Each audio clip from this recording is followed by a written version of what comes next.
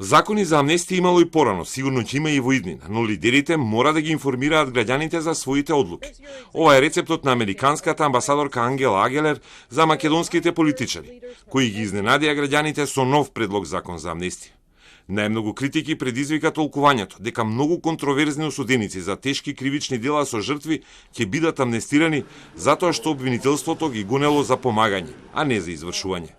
Амбасадорката Агелер со порака дека граѓаните треба да бидат информирани од нивните представници во парламентот, што предлагаат и што гласаат. The most important thing for the embassy, for the United States, is to be confident that these processes are going through in a way that is legal and that is transparent, and that the citizens of this country understand what is happening and why it's happening, and that their elected leaders communicate to them of why this is important for them. This is not the first amnesty law, of course. It won't be the last, but we'll watch very closely to see the outcome.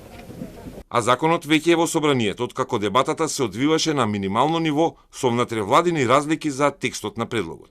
ВМРО-ДПМН пак обвинува дека власта сака да амнестира најтешки криминалци, без минимален обид за нивна ресоциализација и излезените од затвор да служат за партиски потреби за изборите.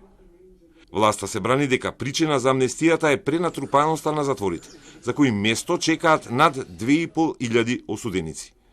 Најголеми контроверзи предизвика тоа што со законот е предвидена амнестија на помагачи на најтешките кривични дела.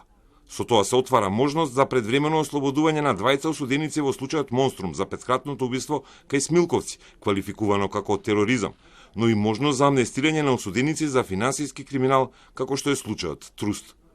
По негативните реакции, СДСМ најави амандмани, а пратеници од пратеничката група на СДСМ за телмо одговорија дека нивните колеги правници работат на амандманите. Слободен печат пак повикувајќи се на своји извори објави дека имал увид во амандман на СДСМ, според кој ќе нема амнестија на осудените за помагање во нетешките кривични дела, во кои има загинати, убиени или малтретирани луѓе.